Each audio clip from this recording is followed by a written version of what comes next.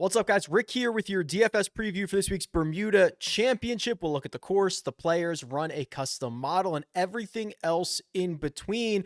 Real quick, speaking of that custom model, this is important. You might have seen this on Twitter.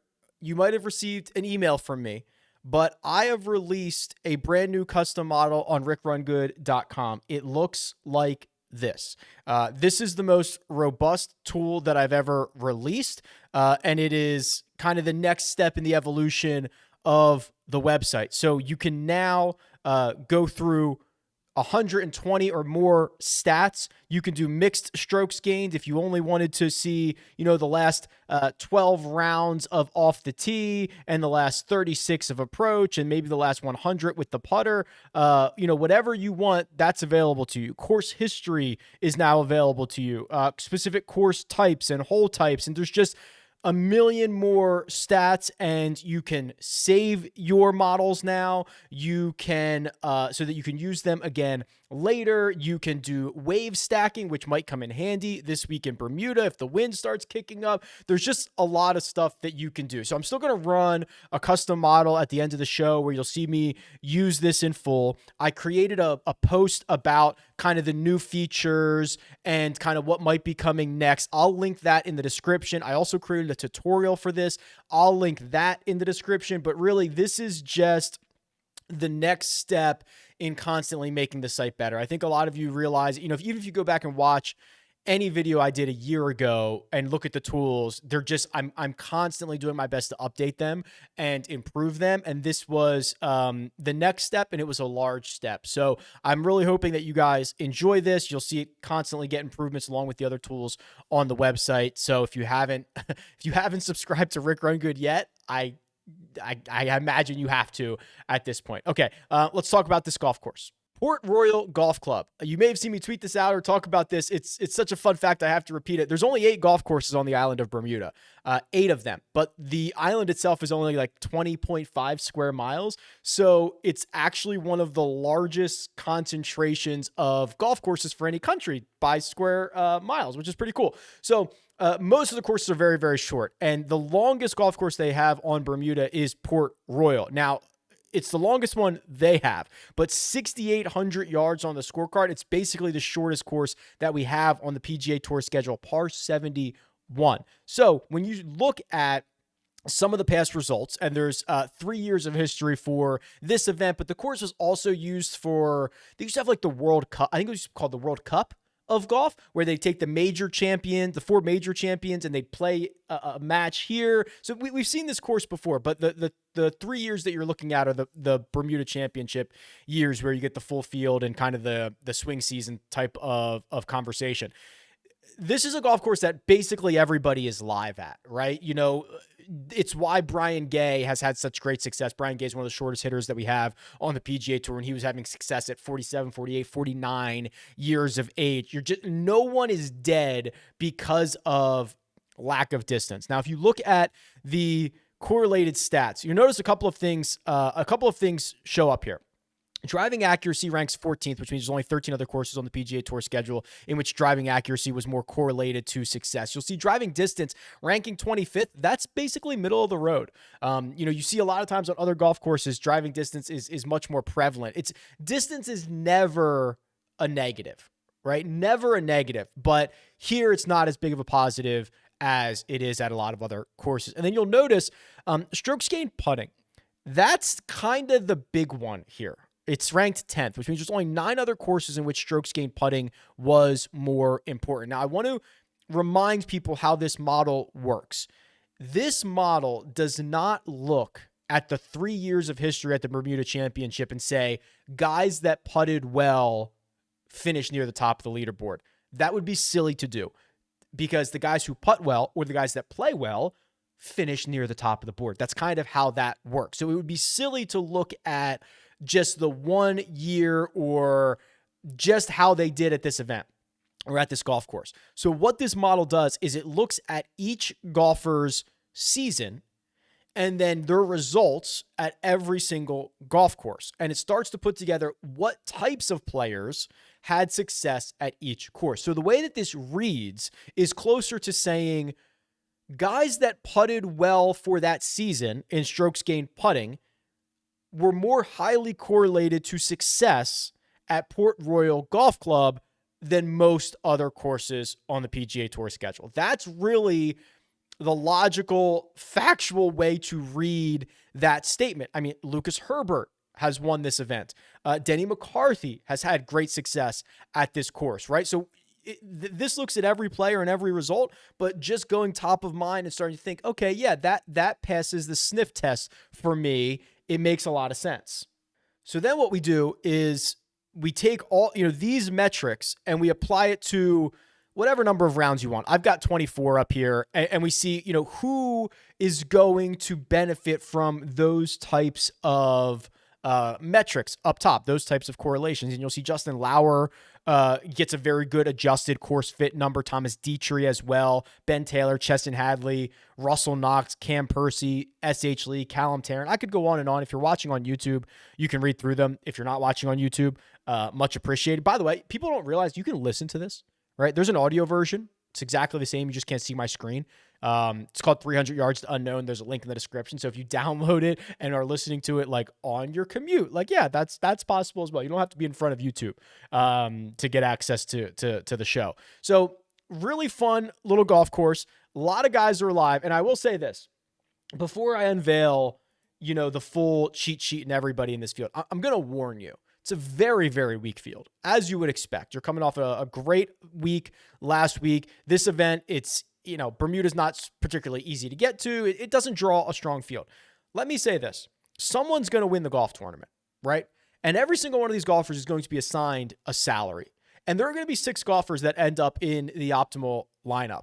And they're going to make birdies and they're going to make bogeys and there's going to be streaks. Like, this does not change our process. I don't care how strong or weak a field is.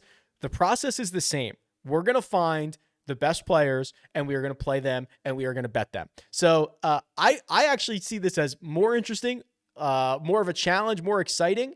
And I think when you have all the data that we do and we're going to go through, it gives you a huge edge, right? How familiar are most people with Justin Lauer? How familiar are most people with S.H. Kim?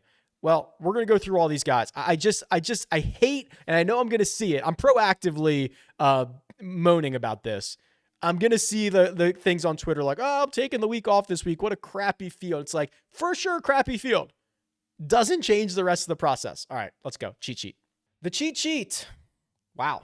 6 golfers over $10,000. Thomas Dietrich, Denny McCarthy, Adrian Meronk, Seamus Power, Aaron Rye, Mark Hubbard.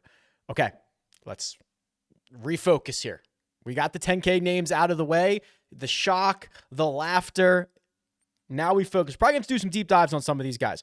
Thomas Dietrich, someone we have been tracking for quite a bit, right? Because he's been playing well. Actually, if you look at his last 2 starts, those have been the down starts for him. T45 at the Andalusia Masters, T69 at the Shriners. But before that, it was 3 straight top 12s.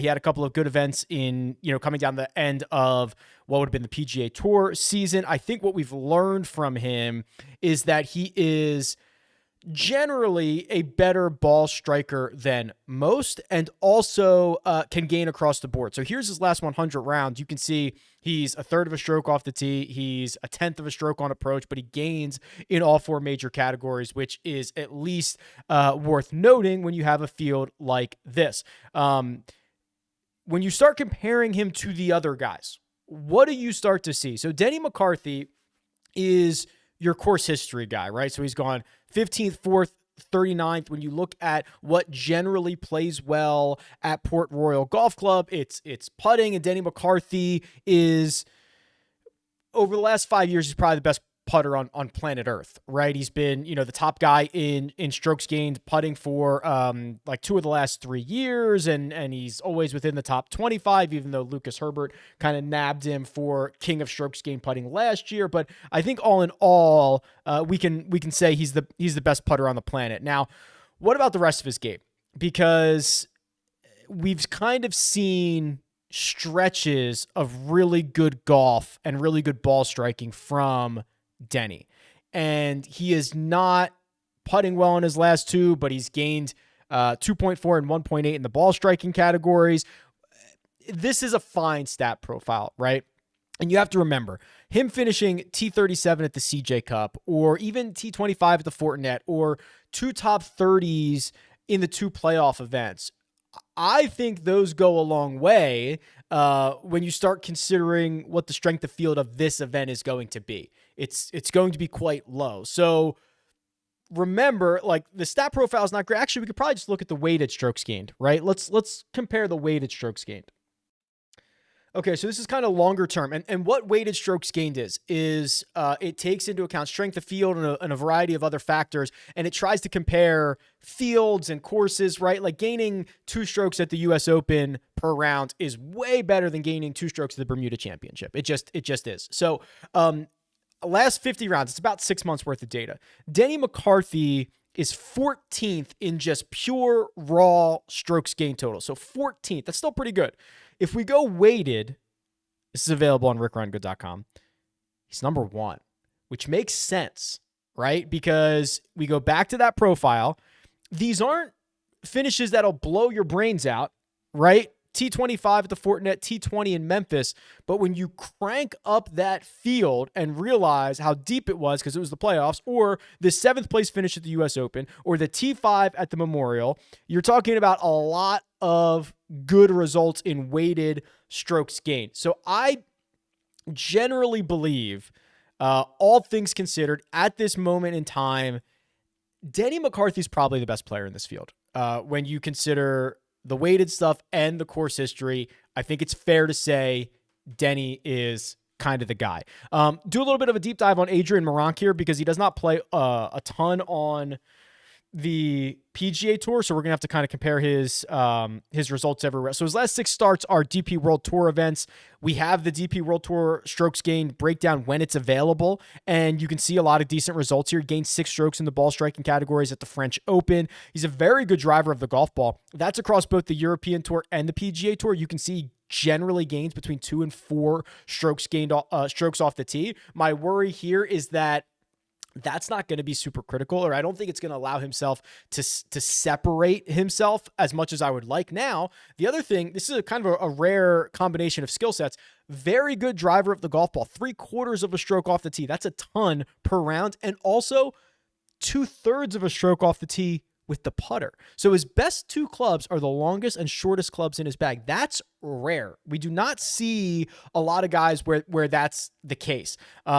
Is it worrisome that he is a loser on approach? For sure. Is it a little bit worrisome that he's a loser around the green? Yeah, but he's not a big loser, and he's actually been much better as of late. He had a couple of events early in 2022 that are just punting that 100-round average. So I believe Meronk, and we'll see for, the Wednesday live chat what the projected ownership for Meronk is going to be. I imagine just because of the kind of unknown entity, he's not going to be that popular. Also, if you are using models or spreadsheets that are only looking at PGA Tour data, you're not going to get an entire look at Meronk. And if you don't have the breakdown of the European Tour strokes gained, you're not going to realize how good of a driver he is in most situations. So I think he could be a pretty interesting kind of game theory little pivot here for just $100 cheaper than Denny McCarthy. And then Seamus Power, who has also been, great at this event. Boy, it's really hard to tell what version of Seamus we're getting at the moment. I was kind of excited about him plugging some gaps when we got to Vegas, and he missed the cut there. And then while he finished T49 at the CJ Cup, which is what, he beat 20 guys, 30 guys. It was horrendous on approach. So now we've got a trend of him losing on approach in 7 straight. I'll probably just avoid this situation, right? If he comes out and he gains strokes on approach and he finishes inside the top 8, good on you, Seamus. You beat me and I'm happy because I want to invest in you in the future. But this is also probably going to be the most expensive he's ever been. No. Barbasol, he was 10-9. This event last year, he was 10-2. He is 10-2 again. So we're at least near the upper end of what his fantasy salaries have been. What about these other 2 guys? So Hubbard, who's kind of been a little bit of a staple in some of these weaker field events. He finished 5th at the Sanderson Farms. He finished 21st at the Fortinet. As things got more difficult, his results did not particularly come around. And then I want to look at Aaron Rye. Rye is not a name that we have seen as much as of late, but these are good results. T5 at the Italian Open, gained 9 strokes ball striking there. In fact, I'll tell you what, that was also the event that Kurt Kitayama gained like 7 in the ball striking categories. And that was like, oh man, Kitayama's about to pop. Thought it might've been in Vegas. It wasn't. It ended up being in South Carolina, but I guess close enough. 36 at the Zozo. That's about beating half the field. 20th in Las Vegas. This is a pretty good stretch of golf for Aaron Rye, right? You know, he's a talented player. He, again, not a big gainer in any one category, although approaches his best category, gaining across the board in his last 100, which is exciting to see. So the way that I look at this 10K range, I think all things considered, Denny McCarthy's probably the best play, whatever you want to call it. I think there's an opportunity for Maronk to be kind of a pivot, and I think that Aaron Rye is stout. I'll probably take a pass on Power. We'll see what Dietrich comes in at. He's kind of trending in the wrong direction, but I like the longer term stuff. And then Hubbard, I think, is fine, but for 10K and some of the names that you can get in the 9K range, I think there's kind of some more exciting options. I think all the money gets won and lost in the 9K range. We can agree that the guys who are in the 10K range are not tangibly a ton better than the guys in the 9K range, right? Is Alex Smalley significantly worse than Mark Hubbard or Seamus Power or Adrian Maronk? Probably not. And he's like $1,000 cheaper, $700 cheaper than some of those guys. Justin Lauer. This is, so it's so funny how this works with him because he gets, you know, we've seen like, he's been like the bubble boy on the FedEx Cup like 2 years in a row. And you see like the emotional stuff. He's not just that guy that pops off one tournament a year. He's been really good. T20 in Vegas, T45 at the Sanderson, T4 at the Fortinet. Then he 2 Korn Ferry Tour events, which he was 9th and 26th. This is now 7 straight events, 36th or better. That's not true. 45th or better. But a lot of top 25s, a couple of top 10s, solid across the board. Right, he basically gained across the board in Las Vegas. He did gain across the board at the Fortinet. He's a solid all-around golfer. If you go back to that course key stats model, it was Lauer who was number 1 in the last 24 rounds for the adjusted fit because his skill set matches up, in theory, what the math says you're looking for around Port Royal. Doesn't get knocked for being shorter off the tee than everybody else because he's shorter than most. He gets the big boost on putting. That's exciting. So interesting play for Justin Lauer at 99. SH Kim, I think if you played him last week like I did, you came out very disappointed, but you probably have to go back to him one more time. I'll swallow that and try to get him one more time here. So let's pull up his golfer profile. Loses 5.6 strokes on approach. That's the worst that we've got in his ShotLink era. Loses a stroke off the tee. That's the worst that we have in the ShotLink era. He is a very good putter. He's gained in all 4 that we have of this season. His around the green play, solid, and he's usually a much better ball striker. I just think you got to give him one more crack here, right? I mean, look at the results. They're stout. I was kind of not upset, but like I did not get what I wanted out of him last week. But at $9,600, the putting prowess on a golf course that should reward that.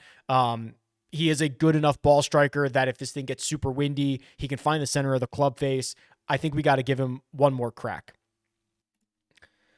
Grayson Sigg, Steven Yeager, both kind of these higher upside. I probably like them more for like first round leader or showdown or kind of in smaller sample sizes, but we've seen them put together a couple of good finishes. Sigg has started to really figure it out. Finished 9th at Sanderson Farms. We've got Yeager who basically can put together like 2 or 3 good rounds a week. You're just trying to avoid the one bad round. And now that we have a cut, you're hoping that if it happens, it happens on Saturday or Sunday. But look at these results. You know, these are 7 top 46s in a row. And again, you're not going to get a field better.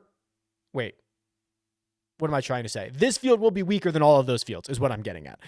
So when you've got 7 top 40s in a row with a 13th and a 5th in that stretch, and now you're going to the weakest field that you've played in during that, I think it's pretty good. He finished 20th here last year. Russell Knox, you could argue that over the last 100 rounds or 150 rounds, something like that, like whatever you consider like long-term baseline is, he might be the best player in this field.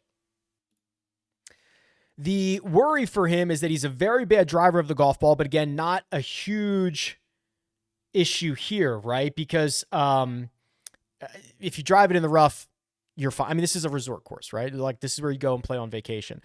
He's very, very short off the tee. In fact, one of the shortest on tour, but doesn't matter. He's 207th in driving distance this current season. He was 152nd last year, and it's just not going to hurt you. He's actually, I shouldn't even say he's all that inaccurate.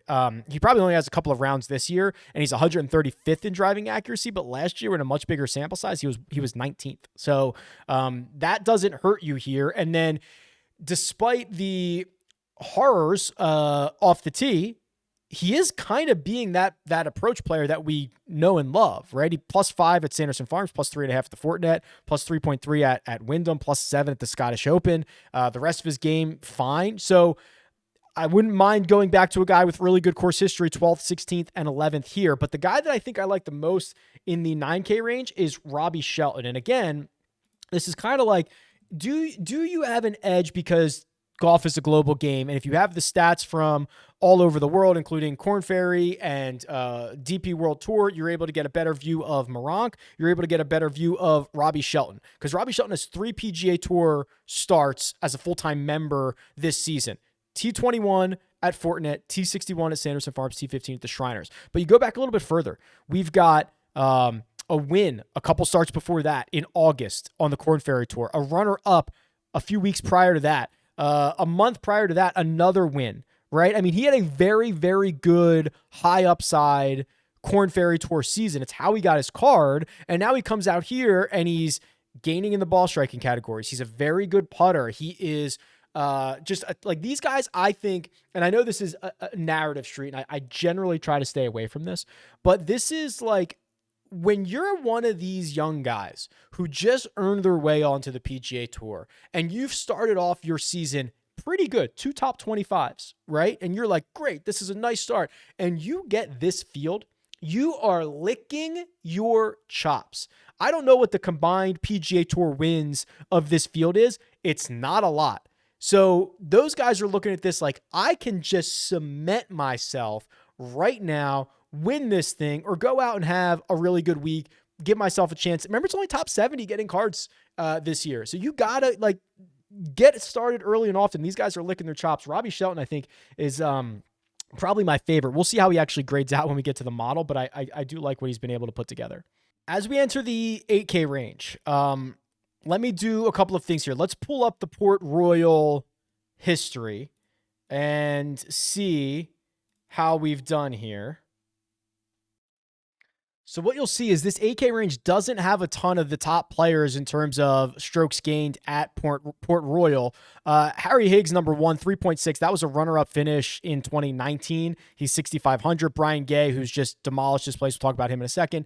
Alex Smalley's only got 4 rounds, 9,500. So you're kind of looking like, where are these 8K guys at? And the first one you get to is Austin Eckroat. It was last year. It's only 4 rounds. It was a T22. Is there anybody in the 8K range that has 2 years of good history?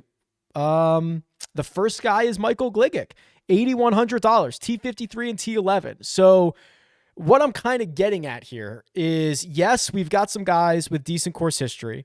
We also have guys that when they play well, they kind of graduate out of this, right? So Lucas Herbert is not defending his title, right? Which is kind of rare. And I don't know if he thinks, I don't know what he thinks, but like, does he think he's graduated out of this? You know, we only see guys kind of not defend their title when it's like alternate field events, or when it's a guy who's clearly a stud. Like Morikawa, after he won Barracuda, like he didn't go back and defend it, right? Like he was, by the time it came back around, he was Colin Morikawa, right? So it's weird where you don't have a lot of course history and you get an influx of guys who are playing it who are young. So it's kind of a bizarre situation, and it's kind of a dead zone in the 8K range. There's a couple of names that I think are worth looking at. Will Gordon is just straight up like raw, last, 24, 36 rounds. Like Will Gordon's name is going to pop up a lot. I'm probably not as excited about that, right? Because you're getting a lot of, weaker field events, although this is certainly a weak field event. But here's his stat profile, right? He gets that win at Albert's Boise Open. So here, I mean, it's like, listen, I'm not going to knock him. It's been a great stretch. Fifth win. Those were his last couple events on the Korn Ferry Tour, then T46, T26 on the Korn Ferry. Then this year, it's 3 finishes between 30th and 44th in which he's gained strokes in the ball striking categories. And all of them, as I was talking, I think I got more and more interested in Will Gordon, right? Like, that's probably better than I thought it was. He played this event 2 years ago. He finished 34th. So if you're just looking at like the pure strokes gain total, Will Gordon shows up a lot. He hasn't lost strokes since 9 starts ago. That was in July. It was a Korn Ferry Tour event. He lost 3.8. He missed the cut. Otherwise, he's gained to the field since then. And again, very, very weak field this time around. Callum Tarrant, I think, is potentially a guy that could win you all the money. He is boomer bust, feast or famine, whatever you want to use to describe him. It generally comes down to whether or not he's going to hit his approach as well. When he loses strokes on approach, he generally misses the cut or does not have a good week. When he gains strokes on approach, which he is capable of gaining 2, 3, 4, 5, he's going to have a really good week. So just going back his last handful of PGA Tour starts, it's miscut 13th, miscut 27th, 20th, 7th, 22nd, miscut T6, right? So he's either missing the cut or finishing 27th or better with top 10 upside. Again, now he gets a weak field. He's a very good putter. He is volatile in all the right ways. His approach play could be -2.5 or +5.5. His putter could be -7 or +7. This is a very good stat profile for a guy who you just might say snaps off and wins a weak field event at $8,200. I think that's a very, very fair stat profile. The contrast to young guys licking their chops for a win early is like a savvy vet like Adam Schenk, who's playing well coming in and looks at this field and is like, yeah, no, I'm going to win this. Right? Like I'm going to win this, and I'll just lock up my card for another couple of years because I feel great about my game and these guys can't compete with me. And he's got a T12 in Las Vegas, a T16 at the Zozo, obviously a much better field there. His ball striking numbers are solid. He gained 5.5 on approach in Las Vegas. He gained 5 last season in Memphis. He gained 6.5 at the 3M Open. He gained 7 at the Memorial. He's capable of having these really, really good weeks. Does he have a history around this place? Yes. A 26th place finish in 2021, so 2 seasons ago. That's not, I go by season here. So that was 2 years ago. He finished 26, and he's playing some really good golf right now in a lot of the ways that you would like him to play golf. So Schenk is interesting. Adam Long's even interesting because it's a short course. Callum Tarrant, I think, is quite interesting.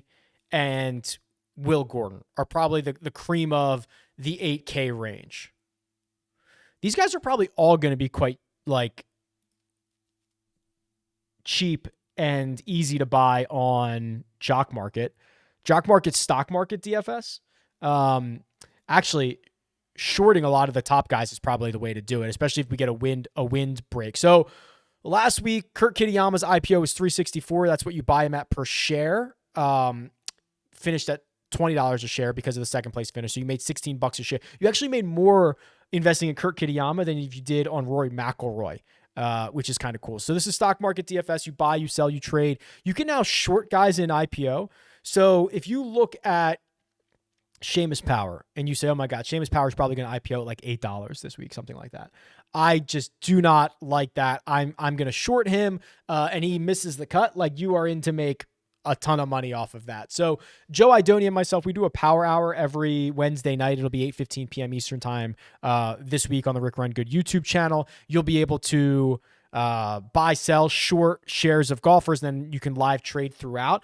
And it's really just a different way to get exposure. Cheston Hadley, who I believe is in the 7K range, is averaging 134% ROI in his last 10 cash markets. You could buy him on average for $282. He finishes at $576. You're making $3 a share. I know what my real life portfolio looks like, and it's not anything close to what these guys are returning. Maybe I should just be completely, my retirement plan should be Jock Market. Maybe that's what it should be. There's a code there's a link in the description. Code Rick gets you a $100 deposit bonus. Have fun. It's great. They're doing a good job. Okay, so I flipped the 7K range around. It just sorted by strokes gained total. Let's not forget Sam Stevens, right? So Sam Stevens, who has not played, I believe, since Sanderson, which is like, what is that, a month ago? Almost 3 weeks ago. First week of, actually it started in September, but ended October 2nd. Made the cut at the Sanderson Farms, missed it at the Fortinet. So it has not been the start to his PGA Tour season as he would like, but this was a great stretch from him and a very anti-Korn Ferry Tour resume where he just like piled up top 20s and like didn't win anything. It's like not generally how a lot of guys graduate from the Korn Ferry Tour. Usually it's like, hey, I won once, I won twice, and then I missed the cut a lot of other times. But a very solid golfer. You can see just gains a ton of strokes to the field, has got to figure out a little bit about the PGA Tour skill set, but hey, the strength of field might be closer to a Korn Ferry Tour event this week. I just think it's worth remembering. Hasn't played in a bunch of weeks, still out there. Chesson Hadley, who I showed in the Jock market, he's kind of boom or bust. Kevin Yu. Can we talk about Kevin Yu? So now a full-time member, and the first 3 starts on the PGA Tour this season, they leave a lot to be excited about. 4.4 ball striking in Las Vegas, 4.9 Sanderson Farms, 4 at the Fortinet. This is elite level ball striking. This is 13 strokes gained in the ball striking categories in, oh my God, it's not even 12 rounds. It's in 10 rounds. So if you look up everybody's last, I mean, he was winning it in everybody's last 12 rounds. So let's just do that. Let's just do last 12 rounds for everybody. Strokes gained on, let's do the ball striking categories. Number 1 player in this field, 1.35. Nick Hardy's next, Sean O'Hare, MJ Duffy, Charlie Hoffman. In fact, a lot of those guys, 3 of those guys are in the 7K range. You, Duffy, Hoffman. But that's impressive. Now, I understand the problem. He's not a good putter. Although he hasn't been as bad in his last 2 starts. He lost 6 in Napa. Then he was even at Sanderson Farms and finished T19. Lost 2 in Vegas and finished T37. So that's the concern here, especially on a golf course that is so closely correlated to putting success. But like if things start to get really windy, right? You get that ocean breeze from the Bermuda trade winds or whatever they have. Ball striking, finding the center of the club face, it's a big deal. Kevin Yu can do that. Ben Griffin's here as well. He doesn't have a headshot. I should probably get him a headshot, but he grades out well in a lot of models, right? He's a decent ball striker, or at least a decent player on approach. The putter's kind of all over the place. He finished 4th at the Wyndham. He's coming off of 2 okay finishes, right? A T24 at the Sanderson Farms, a T60 at the Shriners. He ends up grading out well in a lot of situations. And the further back you go, you can get some really good, like he had a really good Korn Ferry Tour year. Like 2022 was a great Korn Ferry Tour year for him. He gained 10 or more strokes like 5 times, which is just very impressive stuff. So the longer you go back and if you use the Korn Ferry Tour stuff, you're going to get some pretty good grades on Ben Griffin. I'm kind of lukewarm on it, more like a 6 out of 10 compared to some of these other guys in this range. Flip it back around here and look at by salary, Ryan Armour. Right? Don't we get 5 or 6 events a year in which Ryan Armour's lack of distance does not kill him? And it's why he's gone 8th, 67th at this event. And he's actually probably playing pretty good golf here. So 22nd on the Korn Ferry Tour, the Nationwide. Then he finished 5th at the finals, missed 2 cuts in this new season, but the cut he made was a 13th at Sanderson Farms. So there's a little bit of a cheaper course history guy. I want to do a deeper dive into MJ Duffy because he popped up and he does not. Let's see what MJ's been up to. I feel like the live chat this week is going to be like, hey, can you just do a deep dive on like this random golfer and also these like 65 other random golfers? Yeah, this is going to be tough, right? So he's lost like 12 or 13 strokes putting in 3 starts this year. And this is, again, a course that we think probably pretty heavily correlates to putting. So actually, let's just do that. Let's just do everybody in the 7K range, sorted by strokes gained putting. Chesson Hadley up there, Harry Hall, Sam Ryder. And Harry Hall is coming off. So this is where it's kind of tough. Harry Hall is coming off a great finish in Las Vegas, but we kind of knew that was coming. It's his home course. now what do we do, right? I kind of shrug my shoulders on Harry Hall here. I'll pull up his stat profile so you can see it. He lost like 12 strokes from tee to green in his first 2 starts of the season, 2 horrible missed cuts. Then he goes to the course he's most familiar with in the entire world probably and finishes T15. And now you're just like, throw up your hands. Which version do you expect? I love Harry. I kind of expect the other version. I need to see a guy play better at a course he's not a member at. Now, if he plays well in Bermuda, I think we're going to get access to a pretty cheap, pretty interesting golfer moving forward, but I think I need to see it just one more time. All right, let's do the 6s, and then I'm really just kind of excited to get to the new model and see what's going on there. I'm probably out on Brian Gay, right? I get it. He's won this event, finished 3rd, finished 12th. He's dominant here. He's been better on the Champions Tour, but like, since that win, he's missed like 24 of his next 36 cuts on the PGA Tour. He is, I actually don't even think he's playing as good as he would probably have expected on the Champions Tour, right? He's got a couple of decent finishes as of late, a T6 last week, a T5 a couple of weeks ago, but like Brian Gay, when you just turned 50 and you're like a PGA Tour grinder, you should be feasting on the Champions Tour. Like T41, T38, like it's not great. And then the events that he has played on the PGA Tour in that stretch, July, miscut WD. So like, I get it. People are going to go play Brian Gay and they're going to take the course history and he's going to be whatever % owned. I'm just going to skip out on that and find something else to do with my time. Aaron Baddeley's been playing much better, has he not? Look at that. It's a couple of Korn Ferry Tour events in the Fortinet, but everything between 28th and 36th, approach play good, positive putter, struggles off the tee. I don't particularly care about that here. So we're getting some decent options. What's Cody Gribble been up to? It's not bad. 1, 2, 3. Finished 12th at the Pinnacle Bank Championship. He's played 1 PGA Tour event this year. He finished 30th at Sanderson Farms. I think that was on past champion status. Okay, I can't wait. Let's run a model. So here it is. Brand new custom model, RickRunGood.com. We have a lot more stats available to us now. So here's what I'm going to do. Oh man, I could get super freaky with this. So let's do. All right. Last 36 of weighted strokes gained total. And I think that's going to be important because very weak field. So I want to give the guys that play on the PGA Tour and play well enough regularly in deeper field events, I want to give them credit for that. Now I want to do mixed strokes gained because I can, right? So let's say guys that are hitting it well, ball striking in the last 12. So I'm going to put 5 on strokes gained off the tee last 12 and 5 on strokes gained approach in the last 12, which gives me 10 weights on strokes gained ball striking in the last 12. Then what I will do is I want longer term putters. So like strokes gained putting, last 100, 20 weights there. It's a lot. I still have 55 left remaining. Let's do course history. So let's put 10 on Port Royal, strokes gained Port Royal, and then like a couple other coastal courses, right? So let's put like 5 on Pebble and what else could I do? Corrales? Although we don't get, we could do, that would just be strokes gained total at Corrales. Let me think about this. Like maybe like Wailea. Okay. That's in Hawaii. So we'll put 5 there. So I have 35 left.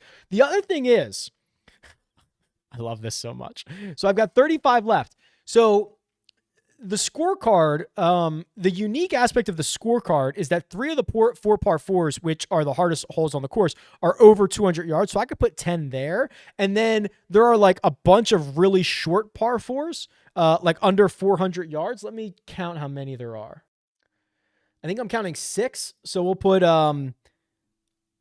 10 on par 4s from 350 to 400. We've got 15 left. I think I'm just going to put the last 15. Oh, you know what I could do? So here's what I'm going to do. I'm going to put 5 on strokes gained easy courses. And then here's, watch what else I'm going to do here. I'm going to go under scoring, and I'm going to put my last 10 on implied win percentage. Yeah, I got the odds flowing in here now. So look at this. I've just absolutely cranked this up here. Okay, I love this. I've got weights spread out. I've got all my 100. Did you see that it was loading as it was changing and calculating as I was going through there? So you were seeing the changes. So I don't even get the big reveal. You already know, if you're watching, that my number one golfer here is Denny McCarthy, by a pretty wide gap. His value is 88. Chesson Hadley, Grayson Sigg, they're next. They're at 81 apiece. Justin Lauer is number 4. Seamus Power, 5. Thomas Dietrich, 6. There's Will Gordon, 7. Patrick Rogers, we didn't talk about, 8. Callum Tarrant, 9. Adam Schenk, 10. Great. Awesome. Those were guys that we all talked about. Here's Patrick Rogers. So now what you can do is you can also look across here. So Patrick Rogers, 8th in strokes gained, in weighted strokes gained total. He loses a little bit on par 3s for 200 yards or longer. He's 15th in par 4s from 350 to 400. His 9th in implied win percentage. 2nd in strokes gained off the tee in the last 12. I love this. Can I tell you how happy I am with this? So these little medal icons to show you first, second, and third. Like I'm just thrilled. I'm just absolutely thrilled. So, oh God, this is the first time I've been able to use it like in this way for a full field. Oh God, I love it. Okay. So here's the thing. I'm so proud of this, and there's going to be, I've got more ideas, and I've got things. I'm going to continue to develop this and everything else on the site, but really, really happy with the way this came out. And I hope you guys see it and enjoy it as much as I am. So really, really cool stuff here. I could stare at this screen all day, but I guess I'll spare you. I'll spare you the time. Thank you so much for tuning in. Honestly, I don't always, but like, the reason I can make improvements on the website is because people care and follow and like subscribe to the site and care about this as much as I do and enjoy it as much as I do. So seriously, thank you. It's unbelievable. And, yeah, I'm just stoked for it. So more content coming this week. Wednesday live chat, Wednesday Jock Market Power Hour. Andy and I will do a betting preview for Tuesday. And I've got another video coming probably Thursday that, again, I hope you're excited about. It's just going to be further commitment to fantasy golf. So hopefully that'll come out on Thursday of this week. But for now, tweet me at RickRunGood. Leave a comment below. Best of luck this week, and I'll talk to you guys soon.